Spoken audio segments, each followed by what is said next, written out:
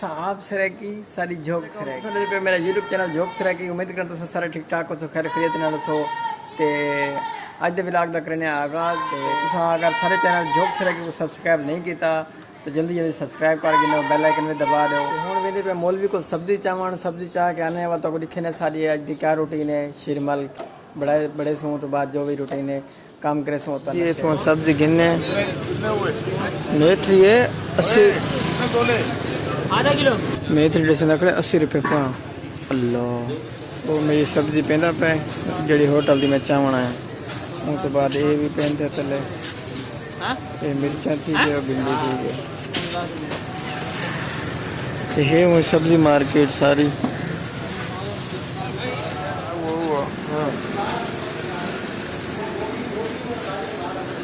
मैं चाह दे मैं बेटा ये मुंडे पे भी शिरमल पक्के पेन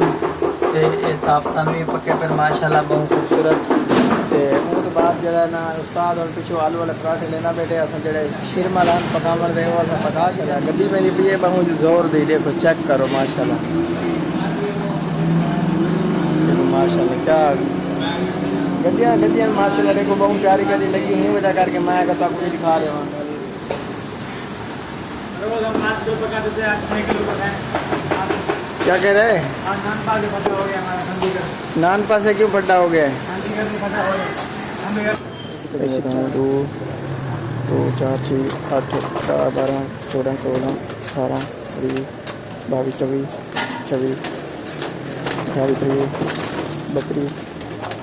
34 38 39 40 50 60 आलू वाले पराठे आ गए ने जेदे तो खाई आलू वाले पराठे और पक्के आए पेन ते ए सालन भी आए पेन कढ़ाई चिकन कीमत 200 रुपये 200 रुपये की कढ़ाई है 100 रुपये की चने की दाल है तो 150 रुपये ये आलू वाले पराठे पक्के पेन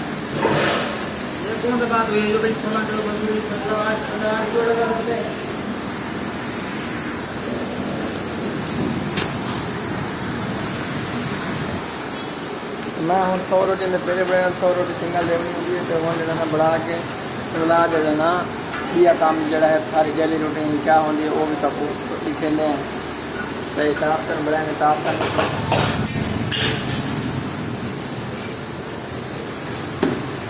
और पीछे सालन पक देते हैं वो भी दिखेंगे एक रात वाले पैसे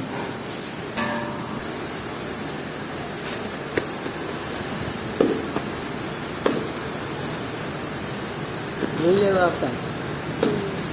और है ये होंडे पे भी शिरमल पक्के पेन ताफ्तानी पक्के पेन माशाल्लाह बहुत खूबसूरत वो तो बाद जरा ना उस्ताद और पिछू आलू वाले पराठे लेना बेटे अस जड़े शिरमल पकावन दे वो पका के देन हूँ जरा ना पीछे लेंदे हैं तो बाद वाल जरा ना आलू वाले पराठे उतारे सामने लगे खड़े आलू वाले पराठे बाहर निकलने तो वो जिन्हें निकला सन वो भी तक दिखे हैं सवेर सवेर ना सारा यो काम होने के सवेर उठे आलू वाले पराठे शिरमल ताप कर पूछे एक मिलावने उनसे बनावने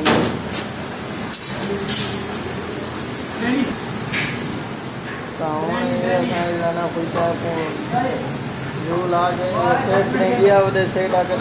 ना कुलचा को घ्यू ला के बुला रहे मैं वो आज सेट आया थोड़ी देर कहीं वजह करके वो कुलचा घ्यू ला के मेरे नाल किया खड़ा था ये भी घ्यू लेने लगे ले ला के आया काउंटर के में लगते हैं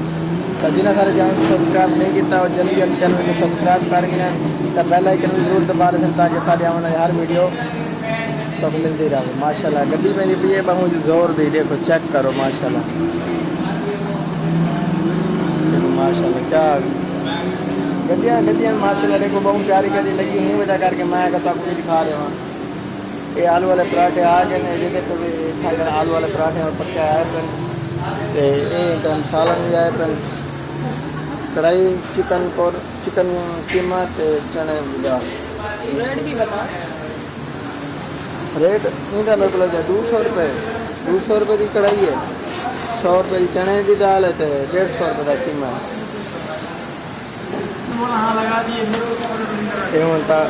आलू वाले पराठे पक्के पेन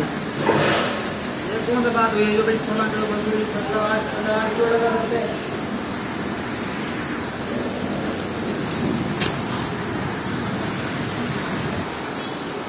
हूँ 100 रोटी ने पहले बड़े 100 रोटी सिंगल लेनी होगी तो हम जो बढ़ा के अगला जो है ना यह काम जड़ा है सारी डेली रूटीन क्या होती है वो भी तक लिखे हैं तो साफ कर बढ़ाएंगे साफ करने थोड़े जो बच्चे पर ये हमने पेड़े ख़त्म थे फिर हूँ मैं पेड़े बड़े था वो आलू वाले पराठे गया था हूँ मेरा जो छत से तब छत का माहौल दिखे ने क्योंकि अज जरा ना बादल भी बड़े खड़े ने नाल वो तो बाद जरा ना VIP मौसम बड़ा खड़े उस तरह शेयर करने पे बहु VIP मौसम बढ़िया खड़े ये तुसा पिछले दे थोड़ा थोड़ा बादल हैं तो ये असा उते पौधे रही खड़े ठीक है ये पता नहीं है केड़ी शायद पौधा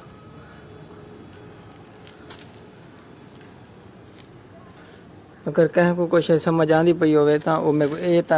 सारे को पता है ये माशाल्लाह ये गुलाब दी बूटी है तो ये क्या है सारे को पता है मेरे को पता क्या नहीं मेरे को भी पता है तो उन तो बाद माशाल्लाह बहुत खूबसूरत व्यू है कम नजर आता पे तो साढ़े पे सब बादल बड़े खड़े हैं उन तो बाद कराची का मौसम बिल्कुल VIP बने खड़े आज ते छत VIP मौसम बड़े खड़े उन तो बाद आपको दिखेंदे देखो कितने VIP बादल बड़े खड़े हैं ये देखो VIP बादल बड़े खड़े आज इवें लगता जी मैं बारिश वाला सीन बढ़िया खड़ा हुए लेकिन बारिश आंदी तो नहीं लेकिन सीन इवें बढ़िया खड़े जी में आज बारिश आंदी हो तो उन तो बाद तो रोड दिखे ने जरा सारा रोड है तो मतलब पत्थर रोड वेंदा पे ये लेकिन ये सीन है इतो पत्थर रोड का ते बाकी मैं एक बड़ी गल दसाना चाहना कि मेरी तबीयत जड़ा ना 4-5 जड़े तो खराब पई तो मैं कोई वीडियो भी नहीं बना सका तो जड़ा ना उन तो बाद बाकी काम वर्जी जी मेरी है एक कम वाली वर्जी क्योंकि ये टाइम काम तो है ना तो कपड़े सपड़े बंदा नहीं पा सकता तो ये चीज़ को भी इग्नोर करे सो बाकी जड़ा ना उम्मीद कर तो सारा ठीक ठाक हो सो खैर दे सो